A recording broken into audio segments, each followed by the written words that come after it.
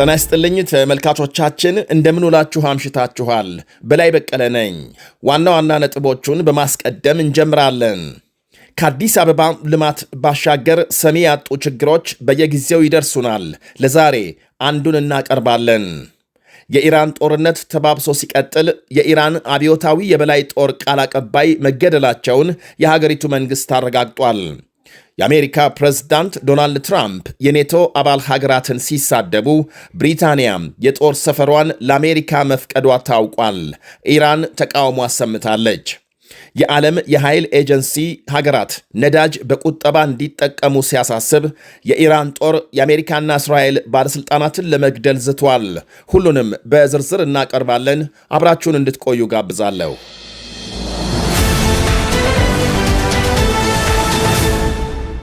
ይህንን መንግስት ሊያስተካክልልን። ተመልካቾቻችን እንዲህ አዲስ አበባን አሳምረውና አስተካክለው የሰሩ እጆች ጦር ኃይሎች የዘነጉታል። አምሮና ደምቆ በሚታየው አዲስ አበባ መሃል ገጽታን የሚያውክ ነዋሪን ለሕመም የዳረገ ብልሽት ተከስቷል። እኔስ እንዲህ ለጉንፋን የተዳረግኩት የት ሆነና? ሆላንድ ኤምባሲ ፊት ለፊት እኛ እንደ አቤቱታ ለሚመለከተው አካል ማቅረብ የምንፈልገው ይሄ ድሬኔጅ መስመር ከየት እንደመጣ ከየት ግቢ እንደሚወጣ በግልጽ ይታወቃል። በግልጽ እየታወቀ ያለ ሸፍኖ በቱቦ እንዲመጣና ህጋዊ እንዲመስል አድርጎ እዚህ መስመር ላይ እንዲፈስ ማድረግ በፍጹም የህግ ተቀባይነት የሌለውና ከህግ ጥሰቶች አንዱ ሆኖ ሊቆጠር የሚገባ ነገር ነው። ይሄንን በትብብር መልኩ ቆፍረን ኢንስፔክሽን እንስራ። የሚመጠጥላቸው ሰዎች ካሉ እንኳን እኛ በግል እናስመጥላቸው ሲባል ፈቃደኞች አይደሉም እና በደል እየፈጸሙብን ነውና ይሄንን ደግሞ ቃል በቃል የተናገሩት የወረዳው ስራ አስፈጻሚ ራሳቸው ናቸው። ሂዱና አስመጥጡ፣ የአካባቢው ነዋሪዎች አይደላችሁም ወይ እናንተ አታስመጥጡም ወይ ነው የሚሰጡ መልስ።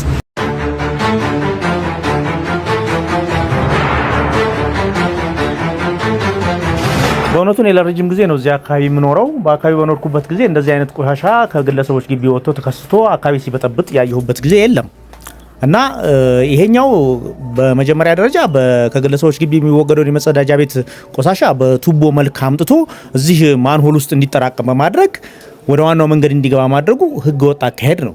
በተጨማሪም እዚህ የተጠራቀመበት ቦታ ላይ ጎልቶ የሚታየው ከፍተኛው ስህተት ምንድነው? የመጠጥ ውሃው መስመር የተዘረጋበትና እዛው ማንሆል ውስጥ ነው የመጠጥ ውሃው መስመር ያለው። በላዩ ላይ ተከማችቷል የመጸዳጃ ቤት ቆሻሻ። ውሃውን የምንጠጣውን ውሃ ሳስመረምረው በመጸዳጃ ቤት ውስጥ ያለው ፖታብል መሆን የሚገባው ውሃ ከመጠጥነት ወደማይጠጣበት ደረጃ የተቀየረ መሆኑን ሁሉ አረጋግጫለሁና ከፍተኛ የጤና ቀውስ ሁሉ ነው ያደረሰብን ይሄ ነገር። ችግሩ ከህግ ተጠያቂነት አኳያስ እንዴት ይታያል የሚለውን ለማወቅ አንድ የህግ ባለሙያን አነጋግረናል። በእውነት በጣም የሚያሳዝን ነው። እኔም ቦታውን ሄጄ አይቼዋለሁ። በዚህ ደረጃ አካባቢን ለብክለት የሚዳርግ እና ማህበረሰቡን ለጤና ችግር አጋልጦ የሚሰጥ ጉዳይ በጣም ተገቢነት የሌለው ነው። የከተማው አስተዳደር ለምን ወዲያውኑ እርምጃ ሊወስድ እንዳልቻለ የአካባቢውን ማህበረሰብ ጥቆማና ጩኸት በቸልተኝነት ለምን ሊያልፍ እንደቻለ አላቅም። እስከምናውቀው ድረስ የከተማው አስተዳደር አሁን ከመዘመኑ ጋራ ለከተማው ለአካባቢ ጥበቃ ከመቆርቆር የተነሳ ለምሳሌ ደንብ ቁጥር 180 2017 የሚል የወንዝ ዳር ልማትና ብክለትን ለመከላከል የወጣ ደንብ አለ። የደረቅ ቆሻሻ አወጋገድ ደንብ አለ። የአካባቢ ጥበቃ ደንብ አለ።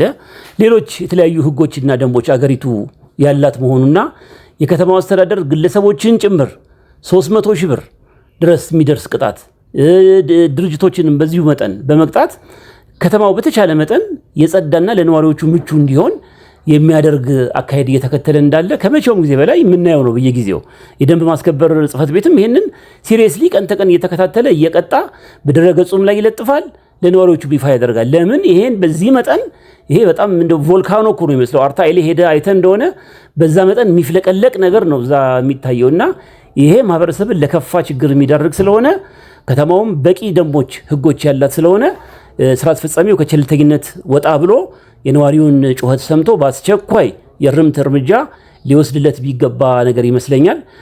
እንደሚያደርግም እምነቴ ነው። አመሰግናለሁ ወንድሜ። የልደታ ክፍለ ከተማ ወረዳ 02 ስራ አስፈጻሚ አቶ ሐምዛ ከድር እዚያው አፍንጫቸው ስር ፈንድቶ ሰው አላሳልፍ ያለውን ችግር ለመድፈን ምን እየሰሩ እንደሆነ ለመጠየቅ ፈልገን ነገር ግን ስልካቸው አይነሳም።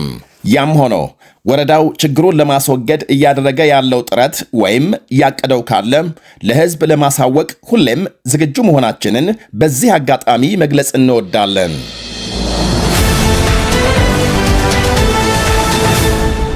የአሜሪካው መሪ ዶናልድ ትራምፕ የኔቶ አባል ሀገራትን ፈሪዎች በማለት ተሳደቡ። በኢራን የተዘጋውን የነዳጅ መተላለፊያ ሆርሙዝ ሰርጥን ለማስከፈት ትራምፕ ኃይል እንዲልኩ ላቀረቡት ጥሪ የኔቶ አባላት የእምቢታ መልስ መስጠታቸው ፕሬዝዳንቱን ማናደዱ ይታወሳል።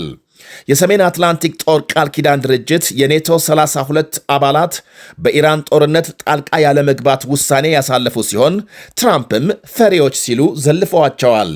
ለኔቶ ከፍተኛውን መዋጮ የምታደርገው አሜሪካ ስትሆን ትራምፕ በቀጣይ ምን እርምጃ ሊወስዱ እንደሚችሉ ለጊዜው አይታወቅም። በሌላ ዜና አሜሪካም በሺዎች የሚቆጠሩ ተጨማሪ ወታደሮች በመካከለኛው ምስራቅ ልታሰፍር መሆኑ ተነግሯል። የአሜሪካ ባለሥልጣናትን ጠቅሶ ሮይተርስ ባሰራጨው ዘገባ ተጨማሪ የአሜሪካ ወታደሮች ወደ መካከለኛው ምስራቅ ጉዞ መጀመራቸውን አመልክቷል። የዓለም አቀፉ የኃይል ኤጀንሲ በበኩሉ የነዳጅ ቀውስ እየተባባሰ እንደሚሄድ በመግለጽ መንግስታት ነዳጅ እንዲቆጥቡ ጥሪ አቅርበዋል። ይህ በእንዲህ እንዳለም የተባበሩት አረብ ኤሚሬትስ ከ100 በላይ የውጭ ዜጎች መያዟን ስታስታውቅ በሀገሪቱ ከሚፈጸመው ጥቃት ጋር በተገናኘ ቪዲዮ በመቅረጽና የተሳሳተ መረጃ በማሰራጨት የተያዙ ናቸው ብሏል የዱባይ ፖሊስ። በሕዝብ ዘንድ አሉታዊ ተጽዕኖ የሚፈጥሩ መረጃዎች በማኅበራዊ መገናኛ አስተላልፈዋል። የእስራኤል ፖሊስ በተመሳሳይ ለኢራን ሲሰልል ነበር ያለውን የሀገሪቱን ሰራዊት አባል ይዞ ማሰሩን አስታውቋል። በሌላ ዜና ብሪታንያ በመካከለኛው ምስራቅ የጦር ሰፈሮቿን አሜሪካ እንድትጠቀም መፍቀዷን ኢራን መቃወሟ ተሰምቷል። ድርጊቱን ጸባጫሪነት ብሏል የኢራን መንግስት ዛሬ ባወጣው መግለጫም። ይህንኑ የኢራንን ተቃውሞ የሀገሪቱ ውጭ ጉዳይ ሚኒስትር አባስ አራክቺ ለእንግሊዝ አቻቸው እንደነገሯቸው ዘገቦች አመልክተዋል። ከብሪታንያ በኩል እስካሁን የተሰጠ ምላሽ የለም። ብሪታንያ በሆርሙዝ ሰርጥ የኢራን ኢላማዎችን ለማውደም ለአሜሪካ ጦር ሰፈሮቿን መፍቀዷም ተነግሯል። የብሪታንያ መንግሥት በመካከለኛው ምስራቅ ያሉ ጦር ሰፈሮቹን አሜሪካ እንድትጠቀም መወሰኑ ለፕሬዝዳንት ትራምፕ እንደ ትልቅ ድል ተቆጥሯል። ይህ በእንዲህ እንዳለ የኢራን አብዮታዊ ዘብ ቃል አቀባይ አሊ መሐመድ ናሂኒ መገደላቸው ተነግሯል። ቃል አቀባዩ ቴሄራን ውስጥ በአሜሪካና እስራኤል ጥቃት መገደላቸውን የሀገሪቱ ብሔራዊ ቴሌቪዥን አውጇል። አሊ መሐመድ ናኢኒ በአብዮታዊ የበላይ ጦሩ ላለፉት 40 ዓመታት ያገለገሉ ሲሆን ካለፉት 2 ዓመታት ወዲህ ቃል አቀባይ በመሆን ሲሰሩ ቆይተዋል። በኢራን ጦርነት በርካታ የሀገሪቱ ከፍተኛ ባለሥልጣናት መገደላቸው ሲታወቅ ባለፉት ጥቂት ቀናት የብሔራዊ ጸጥታ ጉዳዮች ኃላፊ አሊ ላርጃኒና ሌሎች 2 ቁልፍ መሪዎች ተገድለዋል። በኳታር ግዙፍ የጋዝ ማምረቻ ጣቢያ ላይ በኢራን የተፈጸመው ጥቃት ዶሃን ለከፍተኛ ኪሳራ እንደሚዳርጋት የሀገሪቱ ኃይል ሚኒስትር ገልጸዋል። ሀገሪቱ ወደ ውጭ የምትልከው የተፈጥሮ ጋዝ በቀጣዮቹ 5 ዓመታት ከ17 በመቶ በላይ ሲቀንስ በዓመት $20 ቢሊዮን እንደምታጣ ተመልክቷል። የእስራኤል ጦር ማምሻውን በሊባኖስ በፈጸመው ጥቃት 20 የሚደርሱ ሰዎች መገደላቸው ተነግሯል። በሌላ በኩል በዚህ ጥቃት 60 ገደማ መቁሰላቸውን ዘገቦች አመልክተዋል። የአውሮፓ ህብረት ጥቃት ለበረታባት የተባበሩት አረብ ኤሚሬትስ ሙሉ ድጋፍ ለመስጠት ቃል ገብቷል። ህብረቱ አዲስ ባወጣው መግለጫም ኤሚሬትስን ከጥቃት ለመከላከል አስፈላጊውን ድጋፍ እንደሚሰጥ አረጋግጧል። በዱባይ 200,000 ገደማ አውሮፓውያን እንደሚኖሩ ይነገራል። ይህ በእንዲህ እንዳለ ኢራን የአሜሪካና የእስራኤል ባለሥልጣናትን የትም ይሁን ለመግደል ዝታለች። የኢራን ጦር ቃል አቀባይ የአሜሪካ ባለሥልጣናትን የትም ይሁን የገቡበት ገብተን እንገድላለን፣ እርምጃ እንወስዳለን ብሏል።